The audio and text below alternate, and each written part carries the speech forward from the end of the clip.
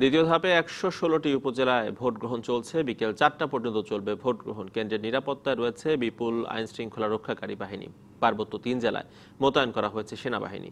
BNP সহ কয়েকটি দল অংশ না নেয় ভোটার উপস্থিতি কম দেখা গেছে।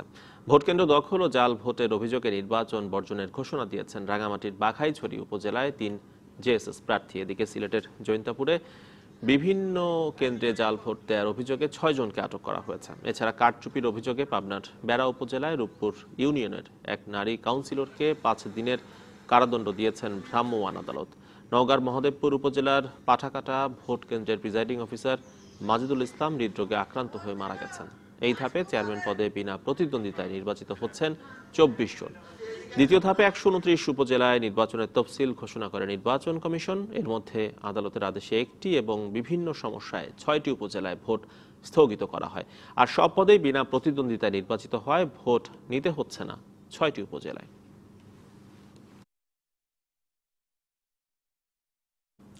দর্শক, উপজেলা নির্বাচনের খবরাখবর জানাতে আমাদের সহকর্মীরা যুক্ত হবেন আমাদের সঙ্গে। শুরুতেই চট্টগ্রাম থেকে যুক্ত হচ্ছেন আমাদের সহকর্মী শহীদুল সুমন। সুমন, চট্টগ্রামে কেমন চলছে নির্বাচন? ভোটার উপস্থিতি এখন কেমন?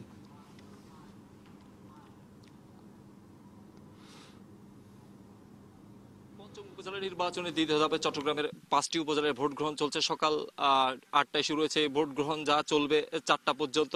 তবে আপনি যেটি বলছিলেন যে ভোটার উপস্থিতির কথা, সেটি কিন্তু এখন বলতে গেলে দুপুরের সময় ভোটার উপস্থিতি একদম নেই বললেই চলে। আমরা ফটিকছড়ি উপজেলায় রয়েছি। আমরা আসলে সকাল থেকে দেখেছিলাম যে বিভিন্ন কেন্দ্রে কিন্তু ভোটাররা লাইনে দাঁড়িয়ে কিন্তু ভোট দিচ্ছে, কিন্তু এখন দুপুরের সময় হতে ভোটার সংখ্যা কিছুটা কম।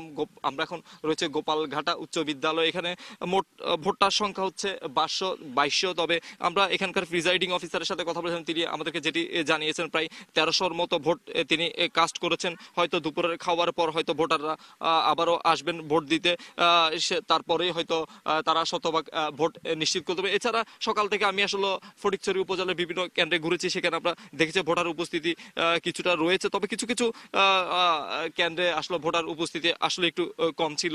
তবে আমরা উপজেলা যিনি নির্বাচন কর্মকর্তা রয়েছে তার সাথে কথা বলেছেন, তিনি আসলে আমাদেরকে যেটি জানিয়েছেন ভোটার উপস্থিতি মোটামুটি সন্তোষজনক এবং শান্তিপূর্ণভাবেই ভোটাররা ভোট দিচ্ছেন। এবার দ্বিতীয় দফায় চট্টগ্রামে ৭টি উপজেলায় নির্বাচন হওয়ার কথা থাকলেও রাউজান এবং মিরাসরায় কিন্তু বিনা প্রতিদ্বন্দ্বিতায় প্রার্থীরা নির্বাচিত হয়, সেখানে ভোট গ্রহণ হচ্ছে না। যে বাকি ৫টি উপজেলা রয়েছে তার মধ্যে শুধু ফটিকছড়িতেই সবগুলো পদে নির্বাচন হচ্ছে। বাকি যে ৪টি উপজেলা রয়েছে সেখানে কিন্তু চেয়ারম্যান প্রার্থীরা বিনা প্রতিদ্বন্দ্বিতায় নির্বাচিত হয়, সেখানে শুধুমাত্র ভাইস চেয়ারম্যান, মহিলা ভাইস চেয়ারম্যান পদে নির্বাচন হচ্ছে। এখন যদি নির্বাচনের পরিস্থিতি নিয়ে একটু কথা বলতে যাই, তবে নির্বাচনের পরিবেশ অত্যন্ত ভালো। আইন শৃঙ্খলা বাহিনীর সদস্যরা ৪ স্তরে নিরাপত্তা দিচ্ছে নির্বাচনে। এখানে আনসার, পুলিশ, বিজিবি এবং র্যাব সদস্যদেরকে আমরা টহল দিতে দেখেছি এবং তারা কেন্দ্রে উপস্থিত থেকে কিন্তু ভোটের যে নিশ্চয়তা, নিরাপত্তা সেটি কিন্তু বিধান করছে। এই ছিল আমার কাছে চট্টগ্রামের ভোটের খবরাখবর।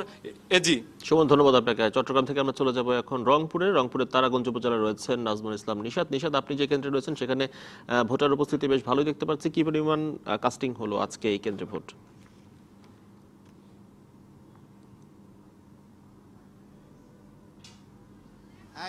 রংপুরে মূলত ৬টি উপজেলায় ভোট হচ্ছে দ্বিতীয় ধাপে। এর মধ্যে গঙ্গাচড়া এবং কাউনিয়া উপজেলার চেয়ারম্যান যারা প্রার্থী ছিলেন তারা ইতিমধ্যেই বিজয়ী হয়েছেন। সেখানে ভাইস চেয়ারম্যানদের প্রতিদ্বন্দ্বিতা চলছে এবং বাকি যে ৪টি উপজেলা রয়েছে সেখানে চেয়ারম্যান, ভাইস চেয়ারম্যান পদে যারা রয়েছেন তারা ভোটে লড়াই করছেন। আমি এখন রয়েছি তারাগঞ্জ উপজেলায়। আপনি দেখতেই পাচ্ছেন যে আমার পিছনে কিন্তু বিশেষ করে নারী ভোটারদের কিন্তু বেশ দীর্ঘ লাইন দেখা যাচ্ছে। সকালের দিকেও যদিও আমরা দেখেছি যে ভোটার উপস্থিতি কম, কিন্তু বেলা বাড়ার সাথে সাথে বেশ কিছু ভোট কেন্দ্রে আমরা দেখেছি যে ভোটার উপস্থিতি বেড়েছে। তবে তুলনামূলকভাবে আমরা ভোট কেন্দ্রগুলোতে যেটি দেখেছি যে ভোটার উপস্থিতি কিন্তু কম ছিল।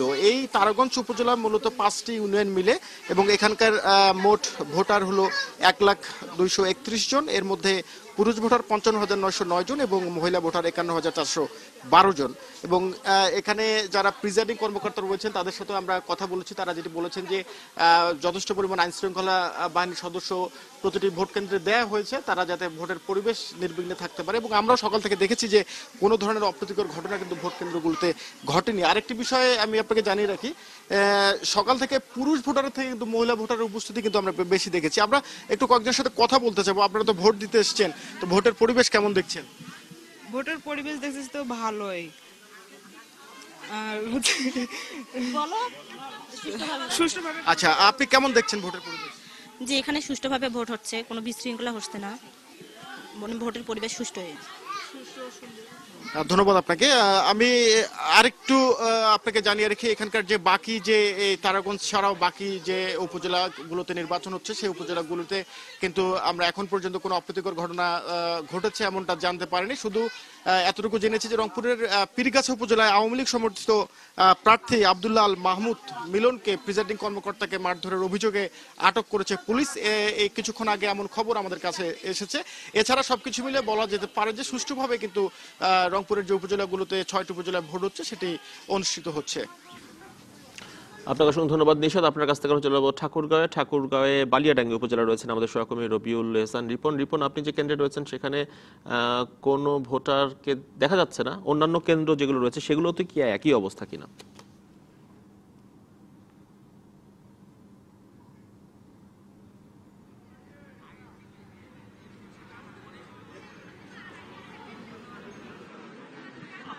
জি, ধন্যবাদ আপনাকে। জি, আমরা আজকে সকাল থেকে ঠাকুরগাঁও সদর উপজেলা, ঠাকুরগাঁও, বালিয়াডাঙ্গি উপজেলা, মোট ঠাকুরগাঁও 5টি উপজেলায় নির্বাচন হচ্ছে, সেগুলো আমরা ঘুরে দেখেছি। কম বেশি সবগুলোতেই দেখা গেছে যে ভোটার উপস্থিতি একেবারেই কম। আমরা বর্তমানে যে উপজেলা বালিয়াডাঙ্গি উপজেলা কেন্দ্রে আছি, সেখানে এখন দুপুর 2টা বাজছে, তাতেই দেখা যাচ্ছে যে এখানে কোনো ভোটার নেই। আমি এখানকার প্রিজাইডিং অফিসারের সাথে কথা বলেছি, তিনি বলেছেন যে এই পর্যন্ত মাত্র 40% ভোট কাস্ট হয়েছে। হ্যাঁ, এতটুকু পর্যন্ত তিনি জানিয়েছেন আমাদেরকে। এছাড়াও নিরাপত্তার যে বিষয়গুলো আছে সেগুলো সার্বক্ষণিক নিরাপত্তা কর্মীরা সুন্দরভাবে দায়িত্ব পালন করছেন। তাছাড়াও দেখা যাচ্ছে যে আমাদের ঠাকুরগাঁও জেলার 5টি উপজেলায় কোনো প্রকার কোনো অপ্রীতিকর ঘটনা এখন পর্যন্ত ঘটেনি বা এরকম কোনো কিছু আমরা শুনিনি। তবে ভোট কাস্টের বিষয়টা যেটা বা ভোটারদের যে উপস্থিতির বিষয়টা, সেটা আসলে সব কেন্দ্রগুলোতেই কম বেশি দেখা যাচ্ছে যে সকাল 10টা 11টা নাগাদ কেউ আসেনি ভোট কেন্দ্রগুলোতে, এবং এখন যেটা দেখা যাচ্ছে যে দুপুর 1টা 2টা বাজছে, এখন থেকেই সব কেন্দ্রগুলো প্রায় ফাঁকা হতে শুরু করেছে। তো সেই হিসাবে দেখা যাচ্ছে যে ভোট কেন্দ্রগুলোতে সেভাবে ভোট আসলে কাস্ট করা হয়নি বা সেভাবে ভোট পড়ছে না। আর এছাড়াও বিভিন্ন প্রার্থীরা তারা বিভিন্ন জায়গায় দৌড়ঝাঁপ তো করছেনই, তারা সকল ভোটারদেরকে ভোট কেন্দ্রে নিয়ে আসার জন্য আসলে উন্মুক্ত হয়ে আছেন। যেহেতু কোনো প্রকার কোনো সমস্যা হয়নি, তারপরেও বিভিন্ন ভোট কেন্দ্রের প্রিজাইডিং অফিসাররা বলছেন যে আমরা আসলে আশা করছি যে দুপুরে খাওয়া দাওয়ার পরে হয়তোবা ভোটাররা বাসা থেকে ভোট কেন্দ্রের দিকে আসবে।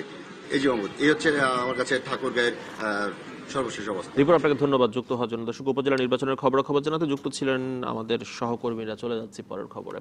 ডাকসু হল সংসদ নির্বাচনের ফল বাতিল এবং পুনঃতফসিল ঘোষণা সহ 5 দফা দাবিতে উপাচার্য কার্যালয়ের সামনে অবস্থান নিয়েছে 5টি প্যানেলের প্রার্থীরা। তবে কর্মসূচি ঘোষণা করলেও এতে অংশ নেননি ডাকসু ভিপি নুরুল হক নুরু ও প্রগতিশীল ছাত্র ঐক্যের ভিপি প্রার্থী লিটন নন্দী। এদিকে গতকাল ক্লাস পরীক্ষা বর্জনের ঘোষণা দিল বিশ্ববিদ্যালয়ের বিভিন্ন বিভাগের ক্লাস পরীক্ষা স্বাভাবিকভাবেই চলছে। এর আগে মধুর ক্যান্টিন থেকে মিছিল নিয়ে টিএসসি হয়ে উপাচার্যের কার্যালয়ে যান আন্দোলনকারীরা। এদিকে সন্ধ্যা 7:30টায় বসছে প্রভোস্ট কমিটির বৈঠক। সেখানে ডাকসুর নতুন নেতৃত্বের অভিষেকের দিনক্ষণ ঠিক করার কথা রয়েছে।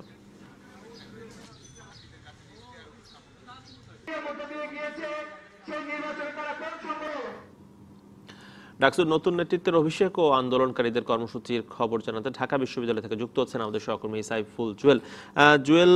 কতক্ষণ আজকে এই কর্মসূচি চলবে এবং ভিপি নুরুল হককে ক্যাম্পাসে দেখা গেছে কিনা, তার কোনো বক্তব্য পাওয়া গেল কিনা আজকের এই কর্মসূচির ব্যাপারে?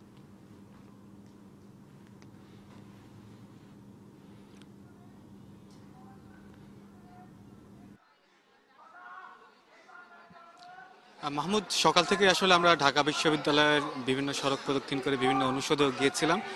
আজকের কর্মসূচি কিন্তু ছিল প্রগতিশীল ছাত্র জোটের পূর্ব ঘোষিত কর্মসূচি অনুযায়ী আজকের কর্মসূচি ছিল ক্লাস ও পরীক্ষা বর্জন, কিন্তু সকালে আমরা বিভিন্ন অনুষদে বিভিন্ন ফ্যাকাল্টিতে গিয়ে কিন্তু তা দেখতে পাইনি। অর্থাৎ নিয়মিত ক্লাস এবং পরীক্ষা যা ছিল সেগুলো কিন্তু চলছে।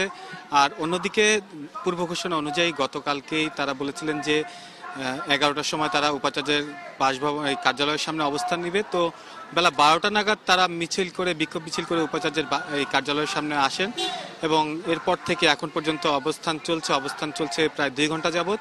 কিন্তু এই অবস্থানের ব্যাপারে প্রশাসনের পক্ষ থেকে অর্থাৎ উপাচার্য, প্রো উপাচার্য সহ অন্যান্য শীর্ষস্থানীয় কর্তা ব্যক্তি যারা আছেন তাদের পক্ষ থেকে কিন্তু কোনো সাড়া শব্দ দেওয়া হচ্ছে না। অর্থাৎ আন্দোলনরত শিক্ষার্থী বা বিক্ষোভকারী শিক্ষার্থী যারা আছেন তাদের যে দাবি, পুনর্নির্বাচনের দাবি, সেই ব্যাপারে আলোচনার যে জায়গা, সেই জায়গায় কিন্তু বিশ্ববিদ্যালয় প্রশাসন কোনো কথা এখন পর্যন্ত বলেনি। তো সেই জায়গা থেকে আন্দোলনকারীরা বারবার বিশ্ববিদ্যালয় প্রশাসনকে বলছেন যে আমরা এখনো অহিংস আন্দোলন চালিয়ে যাচ্ছি, তাদেরকে যেন সহিংস করতে বাধ্য করতে না করা হয়।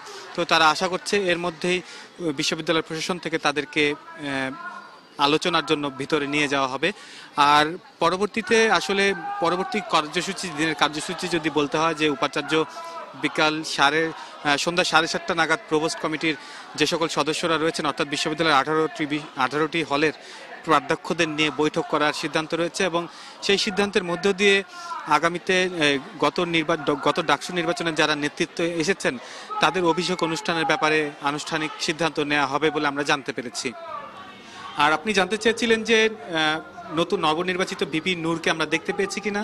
তবে আন্দোলনকারী যারা আছেন তাদের প্যানেলের একটি অংশ অর্থাৎ বাংলাদেশ সাধারণ ছাত্র অধিকার সংরক্ষণ পরিষদের যে সকল অন্যান্য নেতাকর্মীরা আছেন তারা এখানে আছেন।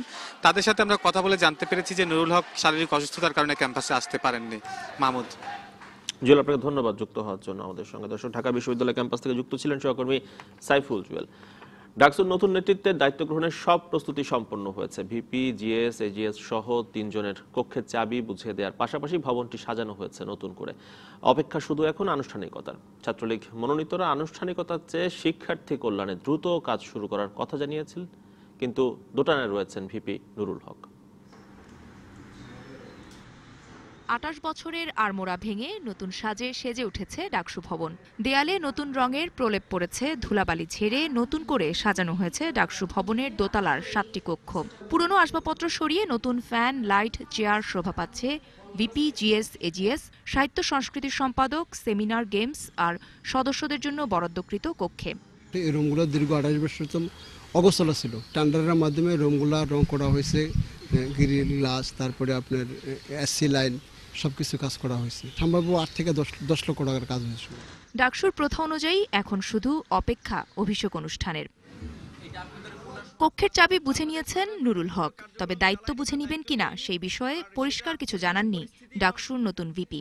আমি তো এখন পর্যন্ত কার্যক্রম চালাইনি বা দায়িত্ব নেইনি, আর সেটা পরিবেশ পরিস্থিতি এবং আমরা যারা একসাথে আন্দোলন করতেছি যুগোৎপদভাবে তাদের সাথে আলোচনা করে সিদ্ধান্ত নেব যে আমি দায়িত্ব নেব কিনা। এদিকে আনুষ্ঠানিকতার আড়ম্বরতায় নয়, শিক্ষার্থীদের কল্যাণে বিশ্বাসী ছাত্রলীগ প্যানেল থেকে বিজয়ী এজিএস। অভিষেক অনুষ্ঠানের একটা আলাদা তাৎপর্য রয়েছে, সেটিকে আমরা স্বাগত জানাই এবং বিশ্ববিদ্যালয় প্রশাসনকে বলেছি দ্রুততার সঙ্গে সেটি যেন করে ফেলা হয়। কারণ আড়ম্বরে আমরা বিশ্বাস করি না, আমরা কাজে বিশ্বাস করি এবং এই ঘর গোছানোর বিষয়টা আমাদের কাছে মুখ্য বিষয় নয়, কারণ আমাদের কাজ হচ্ছে শিক্ষার্থীদের ঘরটা যেন ভালো থাকে। 28 বছরের স্থবিরতা কাটিয়ে আবারও কর্মচাঞ্চল্য ফিরে পাবে ডাকসু, প্রত্যাশা সাধারণ শিক্ষার্থীদের। Fahmida Shampa, DBC news, Dhaka. এই মুহূর্তে সচিবালয়ে ব্রিফ করছেন মন্ত্রিপরিষদ সচিব মোহাম্মদ শফিউল আলম। আমরা এখন সরাসরি চলে যাচ্ছি সেখানে। আইন এর ধারা 11 এর আওতাধীন ভবিষ্যতে স্থাপিতব্য নতুন মান নিয়ন্ত্রণ পরীক্ষাগার পরিচালনা বিষয়ে এই কোয়ালিটি অ্যাসুরেন্স ম্যানেজারের প্রয়োজন হবে। এই জন্য এই প্রভিশনটা নিয়ে আসা হয়েছে। অর্থাৎ আমাদের ল্যাব চালানোর জন্য কোয়ালিটি অ্যাসুরেন্স ম্যানেজার।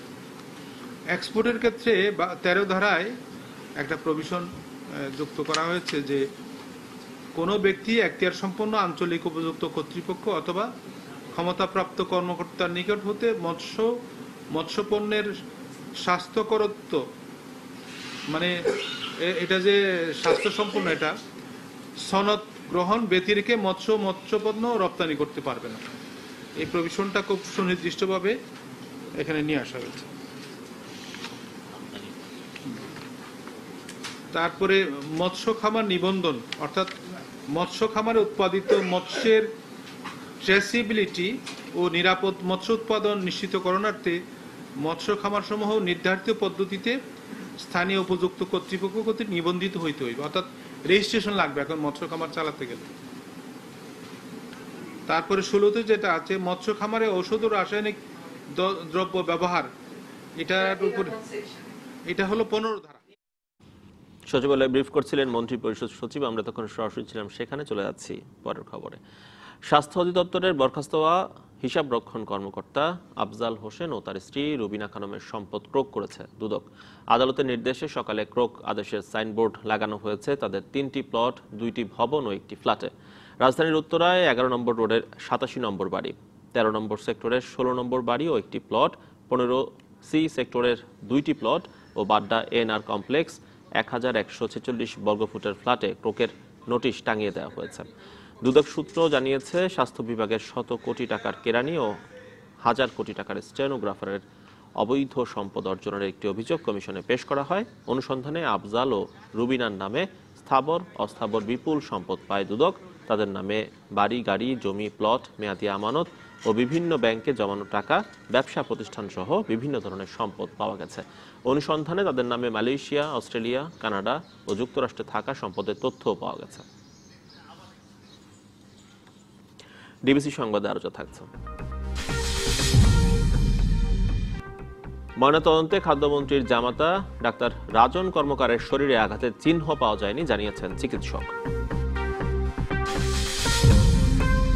প্রধানমন্ত্রী শেখ হাসিনাকে টেলিফোন করে নিউজিল্যান্ডের মসজিদে সন্ত্রাসী হামলার ঘটনায় শোক জানিয়েছেন কানাডার প্রধানমন্ত্রী জাস্টিন ট্রুডো।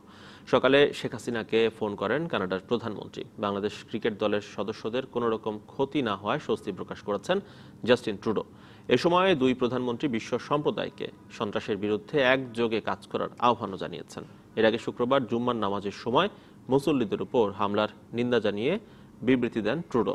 নিজের ফেসবুক পেজে পোস্ট করা বিবৃতিতে ট্রুডো বলেন, প্রার্থনার সময় মানুষকে আক্রমণ করা অত্যন্ত বেদনার এবং নিউজিল্যান্ডে গুলির ঘটনায় কঠোর নিন্দা জানিয়েছে কানাডা। নিউজিল্যান্ডের অস্ত্র আইন পরিবর্তনে একমত হয়েছে দেশটির মন্ত্রিসভা। সোমবার এই বিষয়ে মন্ত্রিসভার জরুরি বৈঠক শেষে এ তথ্য জানিয়েছেন প্রধানমন্ত্রী জাসিন্ডা আর্ডেন। হামলার 4 দিন পর স্বাভাবিক হতে শুরু করেছে ক্রাইস্ট চার্চের পরিবেশ। এদিকে ক্রাইস্ট চার্চ হামলায় নিহতদের নিজ দেশে নিতে আগ্রহী পরিবারের একজনকে নিউজিল্যান্ডে পাঠানোর আহ্বান জানিয়েছে দেশটির সরকার। পশ্চিমা দেশগুলোর মধ্যে শান্তিপূর্ণ নিউজিল্যান্ডের অস্ত্র আইন অনেকটাই ঢিলেঢালা। দেশটিতে মোট জনসংখ্যা 50 লাখ হলেও 12 লাখ মানুষেরই রয়েছে বৈধ অস্ত্র। এদেশে অস্ত্র ক্রেতা থেকে অস্ত্র ব্যবসায়ীদের দিকে বেশি নজর দেওয়া হয়। বন্দুকধারীর নিবন্ধন হলেও নিবন্ধন হয় না অস্ত্রের। শুক্রবার পরপর 2টি মসজিদে বৈধ অস্ত্র দিয়েই 50 জনকে মেরে ফেলার ঘটনার পর নড়ে চড়ে বসেছে দেশটির সরকার। দাবি ওঠে অস্ত্র আইন কঠোর করার। সোমবার দেশটির মন্ত্রিসভার বৈঠকে সিদ্ধান্ত হয় পরিবর্তন আনা হবে দেশটির অস্ত্র আইনের। বৈঠক শেষে প্রধানমন্ত্রী জাসিন্দা আর্ডেন জানান, নিউজিল্যান্ডের নিরাপত্তায় তিনি প্রতিজ্ঞাবদ্ধ। আমার মন্ত্রিসভায় আজ সিদ্ধান্ত নিয়েছি শিগগিরই আমাদের অস্ত্র আইন পরিবর্তন করব। আগামী 25শে মার্চ এই বিষয়ে আমরা বিস্তারিত তথ্য প্রকাশ করব। অবশ্যই আমাদের দেশের নিরাপত্তার বিষয়টি নিশ্চিত করতে হবে।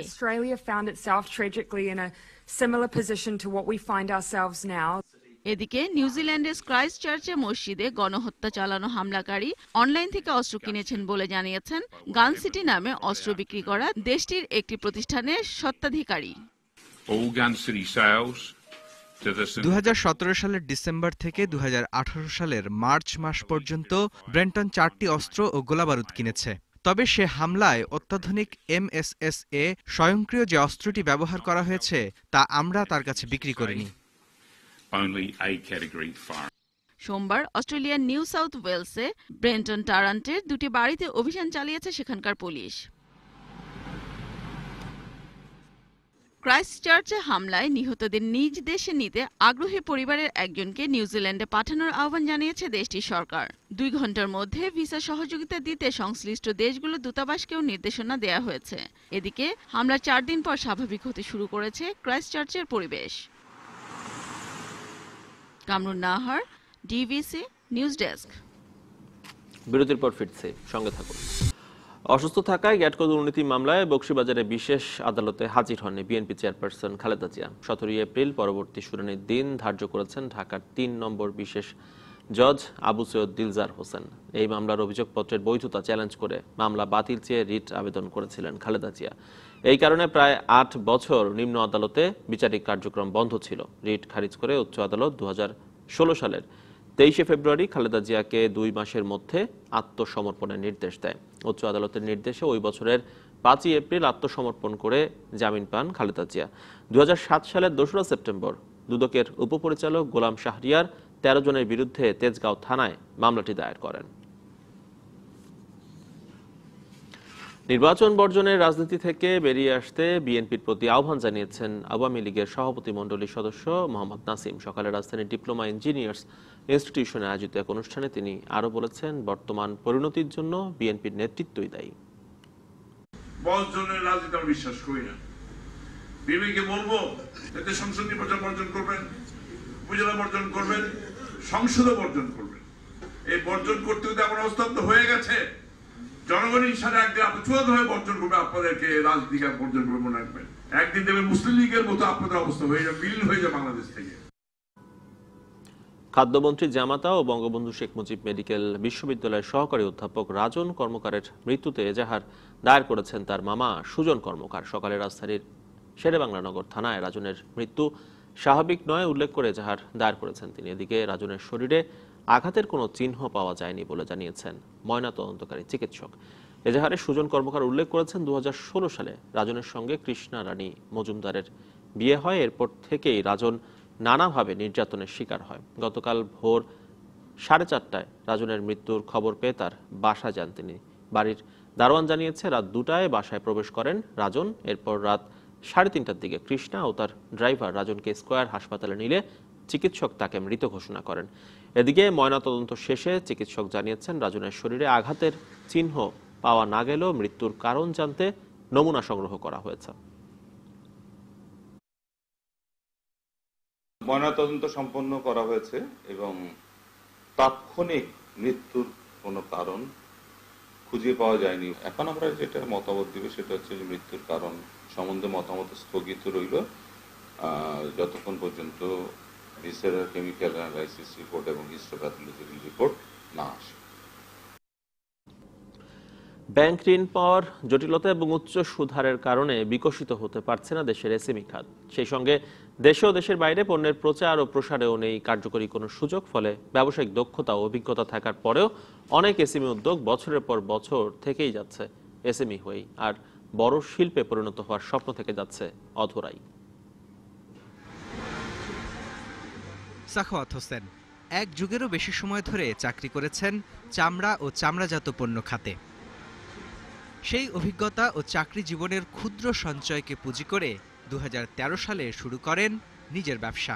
সামান্য মূলধন নিয়ে শুরু করা তার প্রতিষ্ঠান ভার্সেটাইল লেদারের মূলধন এখন 1.25 কোটি টাকারও বেশি।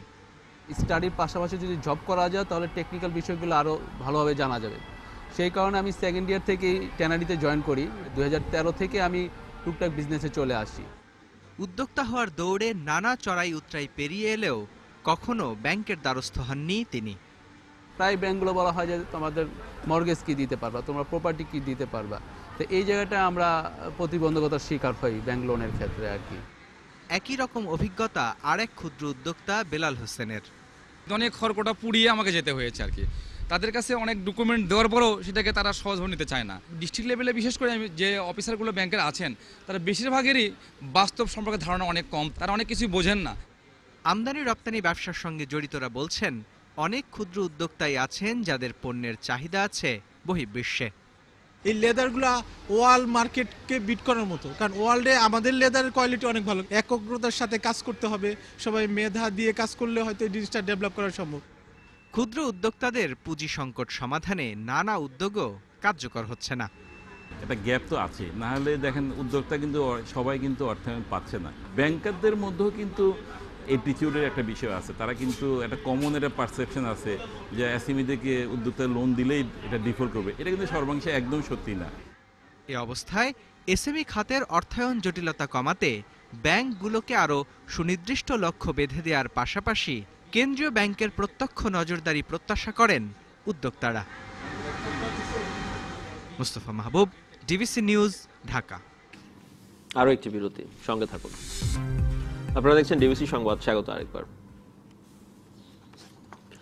নানা সমস্যায় জর্জরিত রাজবাড়ী জেলার গোয়ালন্দ উপজেলা স্বাস্থ্য কমপ্লেক্স। চিকিৎসক সংকট, বিকল যন্ত্রপাতি, ডাক্তারদের অবহেলার অভিযোগ রয়েছে কর্তৃপক্ষের বিরুদ্ধে।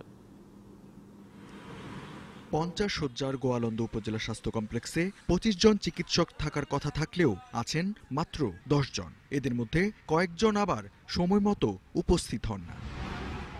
ছোটখাটো শারীরিক সমস্যাতেও চিকিৎসা না দিয়ে রোগীদের রাজবাড়ী সদর ও ফরিদপুর সহ বিভিন্ন হাসপাতালে পাঠিয়ে দেন ডাক্তাররা, এমন অভিযোগ স্থানীয়দের।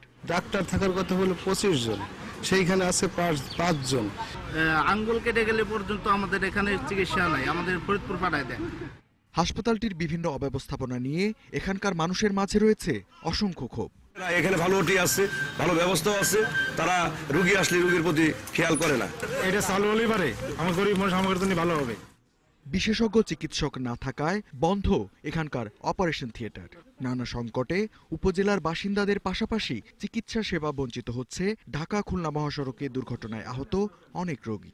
নিয়মিত এখানে সড়ক দুর্ঘটনা একটা অন্যতম ব্যাপার, তো সেই জন্য এর পাশাপাশি এটা একদম হতদরিদ্র এলাকা, নদী ভাঙনের এলাকা, পাশাপাশি এখানে কোনো প্রাইভেট ক্লিনিক বা সেরকম ডায়াগনস্টিক সেন্টার নাই। এই একটা হাসপাতালের উপরই সবাই ডিপেন্ডেন্ট।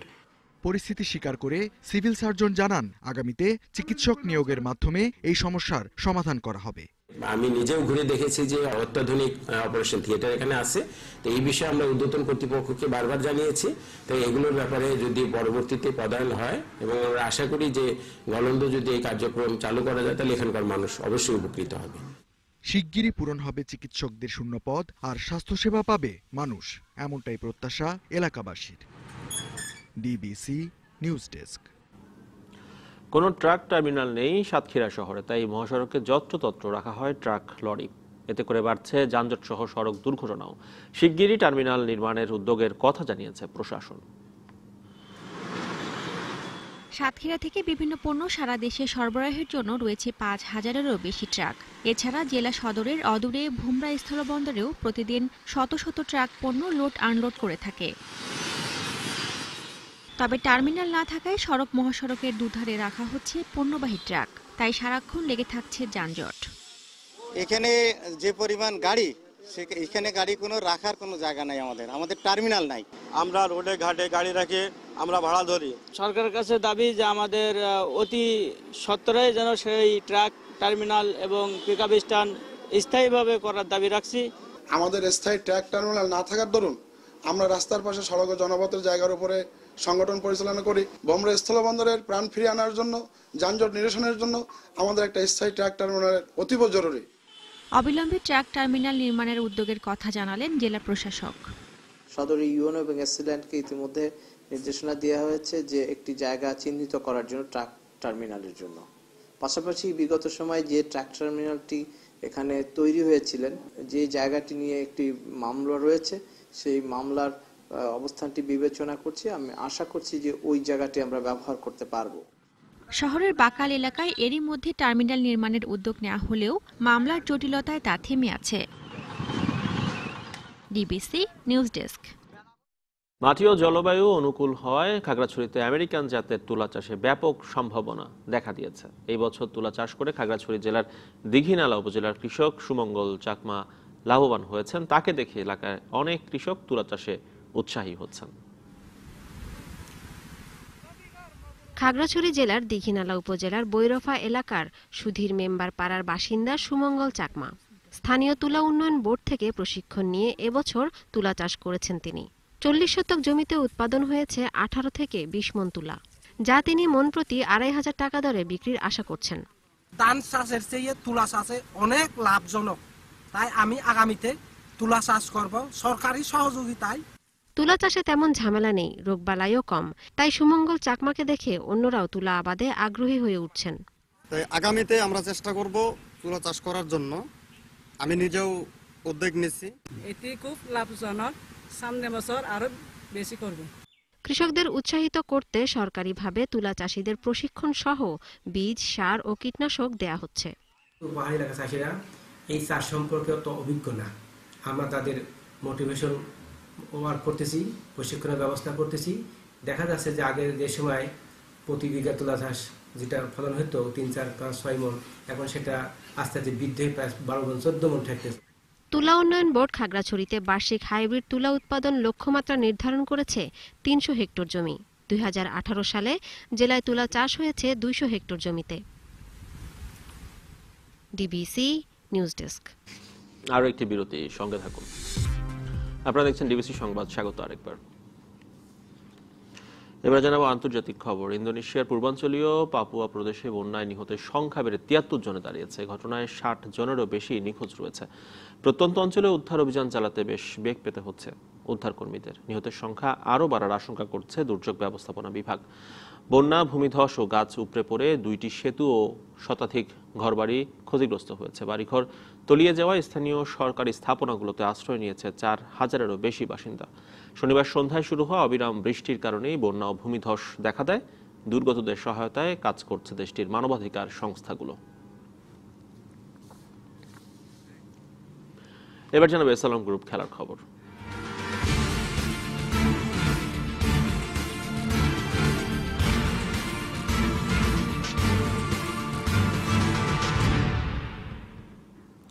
সার্জারির জন্য সিঙ্গাপুরের মাউন্ট এলিজাবেথ হাসপাতালে ভর্তি হলেন ব্রেইন টিউমারে আক্রান্ত ক্রিকেটার মোশাররফ হোসেন রুবেল। আগামীকাল বাংলাদেশ সময় ভোর 6টায় শুরু হবে তার এই সার্জারি। নিউরোসার্জন ডাক্তার অ্যালভিন হংয়ের নেতৃত্বে করা হবে রুবেলের অপারেশন। গেল বৃহস্পতিবার সিঙ্গাপুরের উদ্দেশ্যে ঢাকা ছাড়েন তিনি। এর আগে 10ই মার্চ রাতে রুবেলের ব্রেইন টিউমারে আক্রান্ত হওয়ার খবর জানা যায়। চলতি বছর জানুয়ারিতে বিপিএল চলাকালীন হোটেল রুমের বিছানা থেকে পড়ে যান রুবেল। পরে হাসপাতালে গিয়ে চিকিৎসা নেন তিনি। এরপর আরও 2বার একই সমস্যা দেখা দিলে ডাক্তার চেকআপে ব্রেইন টিউমার ধরা পড়ে। জাতীয় দলের হয়ে 5 ওয়ানডে খেলায় ক্রিকেটারের সফল সার্জারির জন্য সবার কাছে দোয়া চেয়েছে তার পরিবার। নেপালের রঙ্গশালার মাঠ ও স্টেডিয়ামের অব্যবস্থাপনার কথা অস্বীকার করেছেন অল নেপাল ফুটবল অ্যাসোসিয়েশনের প্রেসিডেন্ট কার্মা সেরিং শেরপা। ডিবিসিকে একান্ত সাক্ষাৎকারে তিনি বলেছেন, আন্তর্জাতিক মানের ভেন্যু বলেই রঙ্গশালায় টুর্নামেন্ট আয়োজনের অনুমতি দিয়েছে সাফ। তবে তার বক্তব্যের বিপরীত চিত্র শহীদ রঙ্গশালা স্টেডিয়াম। নেপাল থেকে আরো জানাচ্ছেন শাহান বাপন, ক্যামেরায় ছিলেন শাহিন হাসান। কার্মা সেরিং শেরপা প্রায় 16 বছর নেপাল ফুটবলের বিভিন্ন পর্যায়ে ইনভেস্ট করেছেন। অবশেষে ফুটবলের প্রতি ভালোবাসা আর ক্রীড়াঙ্গনের জনপ্রিয়তা তাকে বসিয়ে দিয়েছে নেপাল ফুটবলের সর্বোচ্চ আসনে। অল নেপাল ফুটবল অ্যাসোসিয়েশন আনফার প্রেসিডেন্ট কার্মা সেরিং শেরপা। নেপালের বিরাটনগর স্টেট, এখানে ভাঙাচোরা রাস্তার ধুলোর স্রোত ভাসে বাতাসে। হতশ্রী পরিবেশের কার্বন কপি রঙ্গশালা স্টেডিয়াম। অনেকটা ভাঙা রাস্তার মতোই উঁচু নিচু মাঠে চলছে আন্তর্জাতিক টুর্নামেন্ট। নেপাল ফুটবল বসের চোখে এটা আন্তর্জাতিক মানের stadium. We bring this tournament and we organize within the two months. হঠাৎ করে সাফ চ্যাম্পিয়নশিপ আয়োজনের দায়িত্ব আসে আমাদের কাছে। আমরা চেষ্টা করেছি আয়োজন সুষ্ঠু করতে। আমি মনে করি না মাঠে কোনো সমস্যা আছে, আর সমস্যা থাকলে নিশ্চয়ই সাফ অনুমোদন দিত না। সে এক বেদনার রঙ্গমঞ্চ। বলা হচ্ছে রঙ্গশালার প্রেস বক্সের কথা। মাত্র 3টা জানালা দিয়ে সাংবাদিকদের চোখ রাখতে হয় মাঠে। এমন অদ্ভুত প্রেস বক্স নিয়ে নেপাল ফুটবল বসের বক্তব্য আরও অদ্ভুত। This is a media center, this is a press, not a press box. আসলে খেলা দেখার জন্য তো প্রেস বক্স নয়। সাংবাদিকরা খেলা দেখবে প্রেস বক্সের বাইরে গ্যালারিতে বসে। এখানে তো শুধু সাংবাদিক সম্মেলন হবে। ম্যাচের সম্প্রচার সত্ত্ব বিক্রি হওয়ায় 10 থেকে 15 মিনিট খেলার ভিডিও ধারণ করতে পারবেন বাইরে থেকে আসা সাংবাদিকরা। প্রেস বক্সের সামনে সরু বেলকনি থেকে ভিডিও ধারণ করার সেই জায়গাটিও ঢেকে দেওয়া হয়েছে শামিয়ানায়। যেখানে ভিডিও ধারণ করাই দুষ্কর, সেখানে মিস্টার শেরপা এই সমস্যার কথায় না গিয়ে উল্টো মনে করিয়ে দিলেন কত মিনিটের ফুটেজ নেওয়া যাবে। TV right is with everyone. They are not comment about these things. ম্যাচের সম্প্রচার সত্য বিক্রি হয়ে গেছে। তোমরা 10-15 মিনিট খেলা ফুটেজ নিতে পারবে। আমি জানি না তোমাদের স্টেডিয়ামগুলোতে কেমন সুযোগ সুবিধা থাকে। আমার এখানে কোনো সমস্যা নেই। Ground also they're very good, compared to the venue পেতে ব্যর্থ হওয়া সাফের অনুরোধে টুর্নামেন্ট আয়োজনের ঠেকি গিলেছে নেপাল। সেজন্যই হয়তো দৃশ্যমান অব্যবস্থাপনাগুলো ঢাকার কোনো উদ্যোগ নেই স্বাগতিকদের। Shahan Papon, DBC news, Biratnagar, Nepal. দর্শক, এই ছিল এখনকার মতো। পরের খবর নিয়ে আসছেন সুরভি আলম তরুণী। ডিবিসির সঙ্গেই থাকুন 24 ঘন্টা।